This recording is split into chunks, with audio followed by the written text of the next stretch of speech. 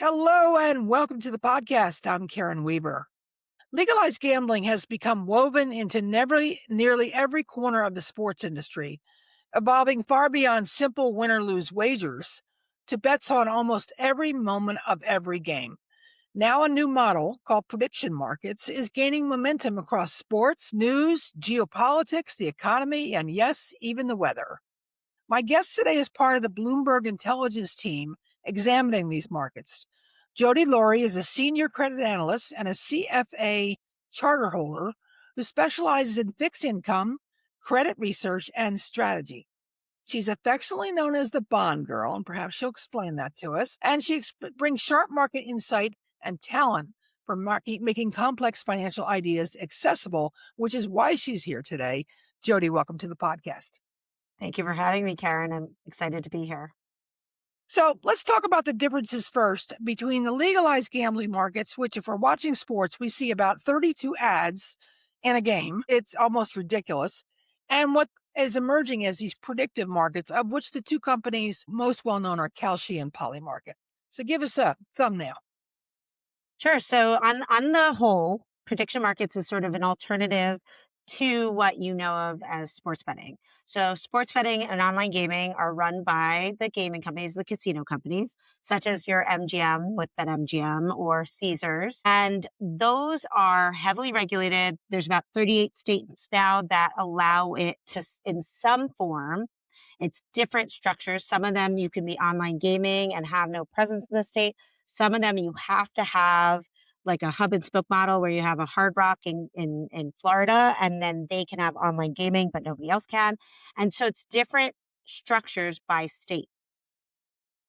Prediction markets is separate. Prediction markets, what it is it's you have two sides to a trade, similar to an option, where I'm taking the over, you're taking the under. I'm saying yes, you're saying no, and there's somebody who just takes a cut of that trade.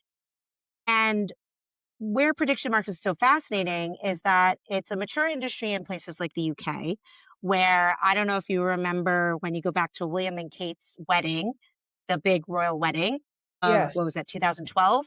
There were bets on the color of the queen's purse. There were bets on if somebody was going to trip down the aisle. There were all sorts of bets like that in the UK. And at that time, I remember thinking how hilarious those bets are. But here we are now, and we can bet Yes. on anything from how dovish or hawkish the Fed is. We can bet on sports, NCAA. We can bet on the World Cup is coming, so we have lots of bets on Yeah. FIFA, and you can get an idea for probability expectations related to different events. So I went on to the that's like, Polymarket site this morning and I was looking at, because it has different categories under sports. It had NCAA men's basketball. And in the championship or in the game against between the Michigan Wolverines and the Yukon Huskies, the amount bet on this platform was $10.6 million. So win or lose. The next closest one was the one with the Auburn Tigers and Tulsa Hurricanes. That was 377,000. My mistake. The next closest one was the West Virginia Mountaineers and Oklahoma Sooners. So we're talking in the hundreds of thousands to the millions of dollars on just this one platform for just this one game. And we're not talking about BetMGM, DraftKings, or anything else. I just want to give our audience a sense of that. yes, and actually, if you go on the American Gaming Association site, they Yes. now have a clock running of how many millions of dollars are getting lost by these prediction markets coming into their space. I think last I checked, it was like 740 million, but I could be wrong. But it's Okay. pretty astronomical how much money is going towards these alternative platforms. And I think what's key here is that where the gaming companies have restrictions and they're state by state, the prediction markets are overseen by the CFTC. So it's a federal government entity that is overseeing and regulating it. And it allows them to access all 50 states. And this is something we can expand on in the podcast, but they can also access 18-year-olds. Whereas if you remember, in the US, gaming is legal at 21. So there's 8 to 20-year-olds now who can access predictions, but they cannot access online gaming and sports betting, which also is a much narrower scope in terms of what you're betting on than predictions, which has, as we mentioned, much more of a depth and breadth of different random types of events. Yes, very much so.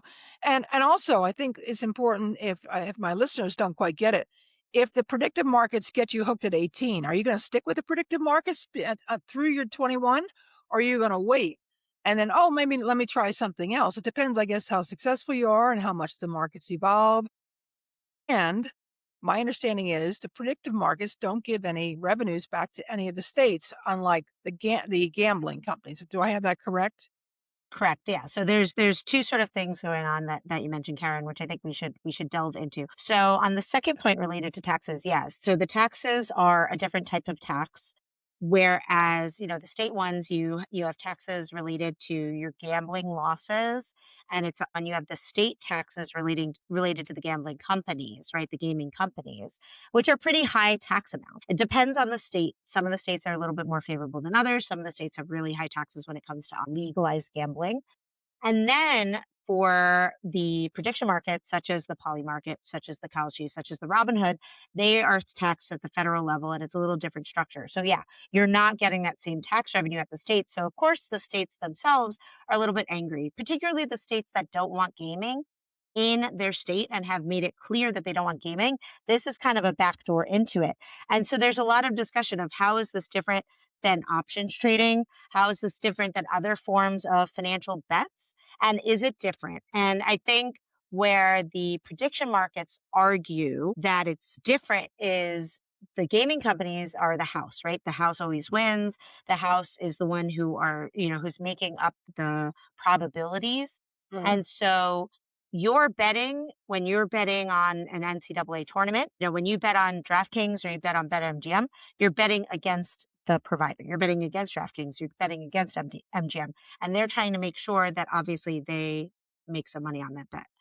They have limits in terms of how large the bets can be or how many people participate in a bet. Whereas when you're polymarket a Kalshi, it's a little bit more, you have two sides to the trade. Therefore, they're just taking a spread. They're not necessarily taking the risk of that bet itself. For those who don't know, are there any other things outside of sports that DraftKings and BetMGM bets on, or is it just a sports gambling site? So DraftKings has themselves, they and Flutter, which is the parent company of FanDuel, have rolled out on their own prediction markets component over the past few months. This was, announced, and I would say it was December, November of last year and into this year. Obviously, they're trying to hedge their bets, no pun intended, and the prediction markets having legalization or having a much longer sort of tail in this industry. And so they've launched to be involved with it. It's sort of a weird situation though, because as much as they want to make sure they have a foot in the door, they're also losing out on this industry. They're losing out in this industry because they're not the first movers. They're not as well known. And they also obviously have the gaming component is such a large thing of what they do. But by and large, it's sports betting and then online gaming. So the online gaming piece is something that, the prediction markets aren't dealing with because that's your online poker, your online slot machines, Right. which they don't have access to at the moment. Okay. I'm just amazed. I'm now hearing about advertisements for casual fun online casinos, no money involved. And I'm like, this is just an exercise to try to hook somebody into eventually getting It's into true. the thing. So that's what I think these predictive markets have become, why they become attractive is because they're now starting to talk about world events. You talked about the color of the queen's purse. What are some of the other crazy things that people are betting on? It can be anything. I mean, if you look on, Polymarket's site or Kalshi's site, they'll have bets on inflation at the end of the year. They'll have bets on, what sort of bomb is used and what day. I mean, Yeah. I think what's so astonishing is leading up to elections. We ran a report we did recently. We ran an analysis that looked at similar web data that we have available on the terminal. And so we have a bunch of alternative data. One of them is similar web, which shows website clicks. So it's not app clicks. That's coming soon, but we don't have app clicks at the moment, but we have online clicks. So you go to a website, it gets tracked. And this is global, it's not just US. And so, not even looking at the apps, which are so much of what these companies do, the amount of traffic spike that you saw in Polymarket, that you saw in Kalshi when it came to the October 2000, or the November 2024 election, as well as February of 2026 Super Bowl, and also leading into the Iran conflict, it was pretty tremendous. And I think where regulators are getting scared is that there's some sort of component that is either tipping the balance, or there's people that are getting insider information on different types of events. And Yes. how do you ensure that that's getting curbed? And when you're talking about sports betting, that's even more dangerous, because if you think of a state like New Jersey or Pennsylvania, I'm pretty sure this is still the case, but you're restricted from betting on in state situations for a reason, right? You don't want people being a part of a game and then trying to throw the game like, the Black Sox did, right?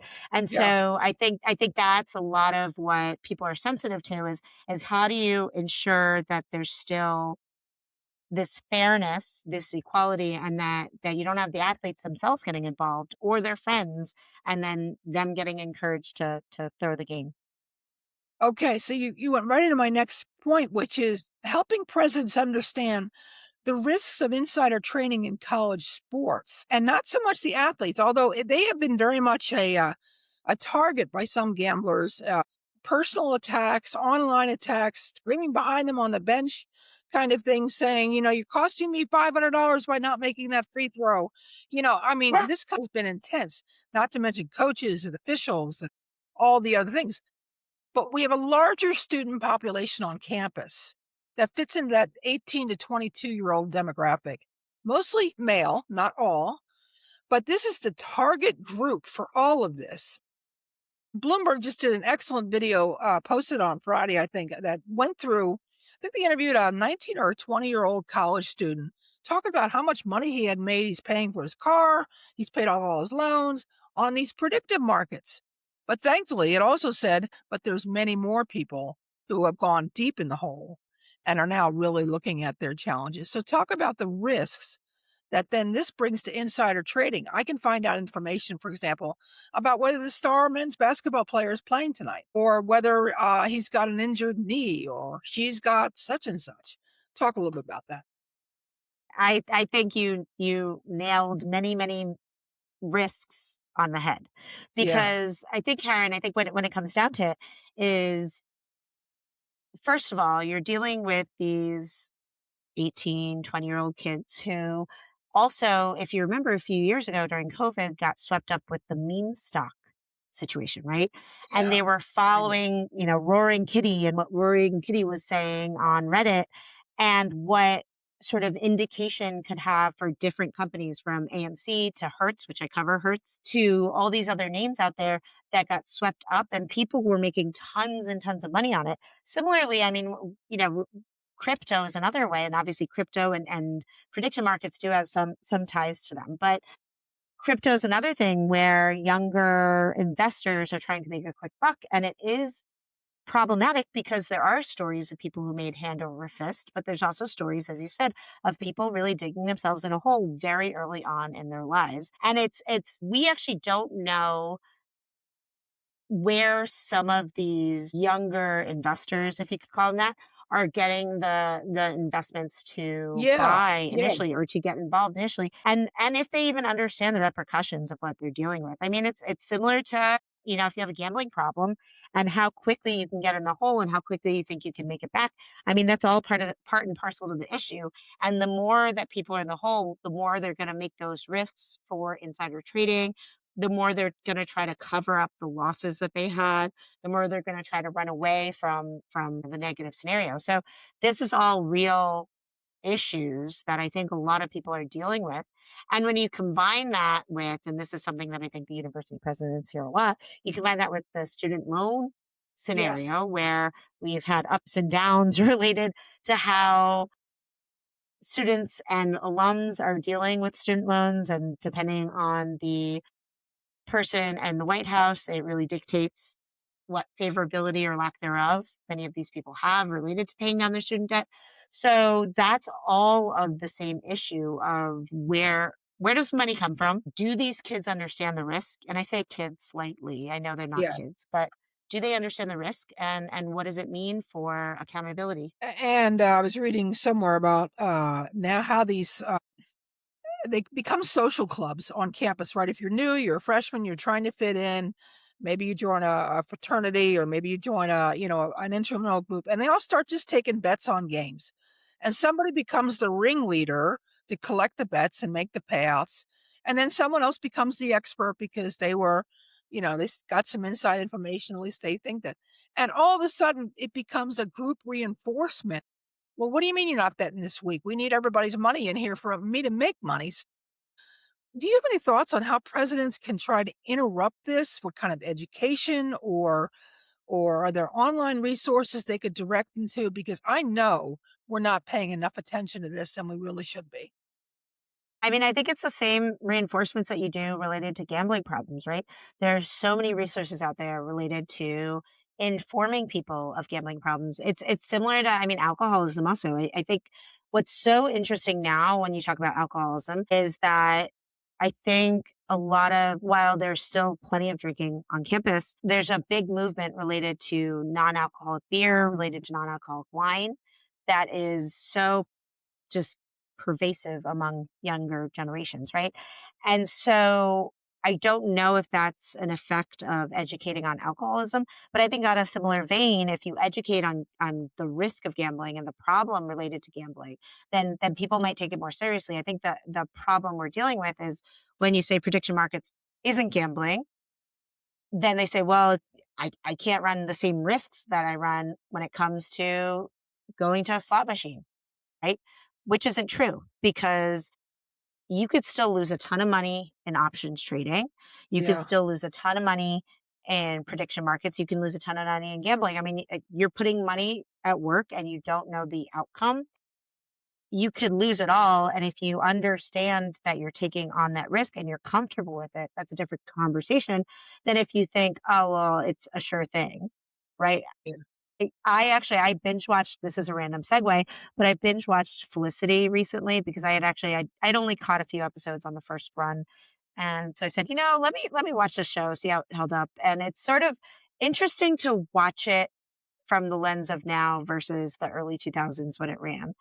But there are a few episodes around one of the characters getting addicted to gambling and getting in the hole related to sports betting, Yeah. and it had mob-like behaviors to it. It was very interesting to watch in the context of today and what we're Mhm. dealing with today. Yeah, for sure. Absolutely. And it's so much easier to gamble. We all know it's on the phones, but we're not taking that next step and really being proactive with our general student population. Yes, the NCAA requires that the athletics department do, I think, one training a year, at least the Division 1 level. I'm not entirely sure if it's Division 2 and 3, but that's not enough. You have to have just in time kind of training. You have to, Mhm. these changes keep happening. I mean, look at the predictive markets. They've changed dramatically in the last, Yeah. 7 Yep. or 8 months. So let's talk about how this is impacting even the information we consume. For example, I see CNN is using Kalshi in its data, Yep. and I am Yep. absolutely Yep. floored to think that news organizations are starting to incorporate this as if it's another great thing to do. And while I don't disagree that we take polls, it's not the same as predictions, is it? Yeah, no, I mean, I think to some extent you could argue there's some component that's related, but yeah, it's not exactly the same. Where we also saw, I think Kalshi made an announcement that, not only they have CNN, I think they have NBC, and I think they have Fox too, if I Okay. stand corrected. So it's multiple news organizations that are Yes. looking to it. The Bloomberg terminal also has functionality to look at where the prediction markets are saying things are. And so I think once you have the data out there, people are going to use it, right? If the data is readily available, you're going to use it as just another data point. Whether it's the only data point, no. Can it be manipulated? Absolutely, but so can other data. I mean, if you think about polling, how off polling's been in certain elections, right? So that's another situation of like how good is polling versus other types of ways to figure out what the outcome could be. So I don't necessarily think it's a bad thing for them to cite it because it's available. What I do wonder is if that becomes the only data point they use, that's where it's problematic. If they're only looking at that in a vacuum and they're not considering the flaws related to prediction market data, then I think that's where it could be problematic.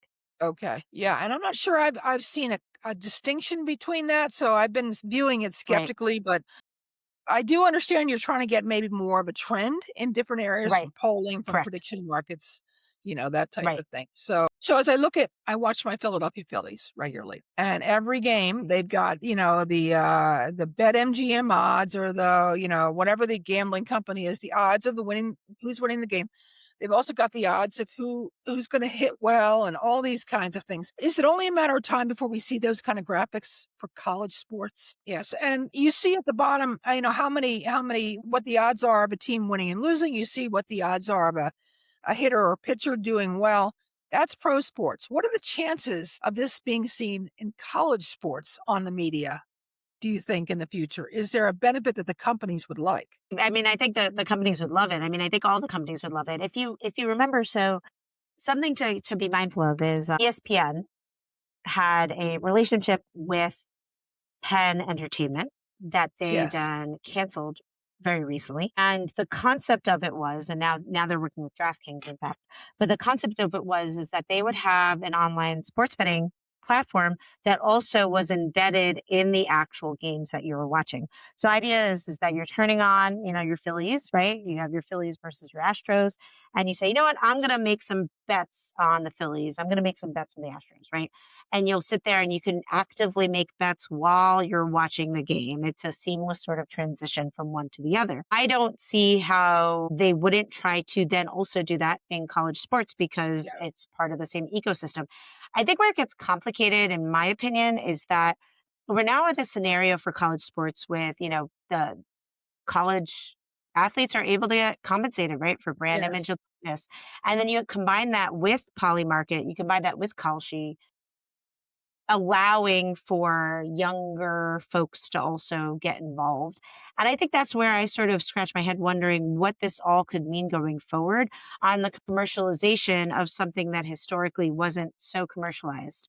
Even just from the standpoint that pro athletes and the changing that has happened in the Olympics, college athletes and the changing that has happened in the Olympics. And I think that's where it's sort of weird to me is how much money could potentially be gained by all of these regulations going by the wayside, and what does that then mean going forward with other regulation that we've sort of said this is a done deal. Yeah, and a lot. Speaking of how much money's being made, and we talked earlier in the broadcast about the states that are making money on legalized gambling. And I think I read a couple of years ago that when New York approved gambling, I think they take 50 or 51% of the gross revenues and put them right into their state coffers. Other states, like North Carolina, they don't take as much, but they made a commitment to take much of that gambling revenue and put it into their Division One athletic programs so they could boost them up for a couple of years and give them a leg up in the revenue sharing and that type of thing. So inadvertently, we're flooding our marketplaces, our state governments, our universities with this gambling money. What could this look like in a couple of years? You tend to look ahead. What could this look like? And I've sort of been talking, I've been asking a lot of the gaming companies if there is some cannibalization that is happening across the board. Because Yeah. obviously, when you opened up gambling, brick and mortar gambling, to be a little bit broader than just a few spots, a few destination spots, as well as some, tribal gambling and some other areas. As you open that up, obviously there's also an erosion there. So you look at Atlantic City. and you look at how poorly it's done, particularly as Pennsylvania has gambling locations, you look at all these components and you say, okay, what does that then mean for the state of Atlantic City going forward? Then you have online gaming and sports betting. You combine that with something like high fuel costs, like we're dealing with now, and you say, how many people are actually even comfortable going to their local brick and mortar when they could save money on going on the phone? Yeah. Where it gets complicated in particular is there is clear demographics that prefer brick and mortar, and there's clear demographics that prefer sitting at home on their couch and using their cell phone. And Hmm. not surprisingly, the ones that prefer brick and mortar are the older population, the retirees, the near retirees, right? Those are the ones that still want that social component, that still want to go, even if they're sitting at a slot machine or they're sitting at a craps table, they still want to be sitting with other people. It's a way to feel like they're in society, Yeah. whether or not they are. Now, the younger generations are preferring these online gaming, online sports betting, and prediction markets. And are we going to eventually see them go to brick and mortar? I don't know. Are we going to eventually see them be loyal to, say, BetMGM or Caesars Digital in particular because they've gotten to know them? They have a credit, they're getting comps. I mean, I think it still remains to be seen. The Yeah. companies have said that there isn't cannibalization, but that they feel that there's early adoption to their platforms or early adoption to their names. You throw in that wrinkle of this alternative platform that doesn't have that brick and mortar component. And you say, well, what does that then mean for what all of these companies were banking on over time? Where it gets more interesting is when you look at how much revenue and how much profit or how much cash flows these companies are making Yeah. off of online gaming or as a percentage of their total. And someone like an MGM has so many properties globally, has so much going on globally that, yeah, it's problematic for growth over time, but maybe less so for them than someone like Penn Entertainment, who's spent quite a lot of money in it, hasn't been able to generate cash flow, positive cash flow from it, and is still still dumping money into the platform as they reskin it to the score and they sort of look at ways to leverage all the infrastructure that they've built. So if you, as we wrap this up, if you had a couple of pieces of advice for presidents right now, they're just trying to look at their student population. Maybe I've got a campus of 5,000 or 2,000, and I'm worried about this. And I want to see, how can I proactively think about addressing this with my campus population and all the valuable and influential people that work on my campus, like faculty, staff, and other kinds of folks. What advice would you have? I think first and foremost, I'm a big believer in no screen time, right? So Okay. at least in classes, having some sort of restrictions when it comes to technology, I think that's a very antiquated view, or maybe not so antiquated view. But I think if you limit people's ability to access their cell phones while they're actually in class, I think that could cut down a little bit on the addiction problem, right? If they can't access something 24/7, it does limit it a little bit. But I think as much education as possible is really important, right? If you make it a requirement during freshman week, right, when they come on campus first time, if you make it a requirement every semester or once a year just to sit through this training, even if it's like, okay, I have to listen to this. Now, I don't know if that's going to be beneficial or not, but I do know that, somewhere like Penn, for example, the fraternities, the sororities, they do spend a lot of time educating them and talking to them about things like hazing. Does it help by and large? Maybe not, but I think they understand that they need to at least have some sort of risk management in place. They need to Yeah. have some sort of understanding of what the rules are. And they run the risk of losing their charter, of getting kicked off campus, of paying some sort of fines, of even being liable for, God forbid, something happening on campus. I think they have to approach it the same way. Just because you can't see it as readily as underage drinking doesn't mean that the schools should ignore it. Doesn't mean that it's not a risk for the schools. I mean, I think if the schools want to keep their graduation rates good, if they want to keep their student employment and also student debt levels manageable, I think that this is all part and parcel to that. Yeah. And just keeping them as full-time students who aren't, distracted by the Sure. $20,000 debt they've got over here. Absolutely. Absolutely. Thank you so much for spending some time with us on what is normally a very busy day and always is a busy day in your business. I get that. I really appreciate you giving our presidents a chance to understand this very fast moving landscape. Thank you so much. I'm glad to have talked with you, Karen. It was fun. Absolutely.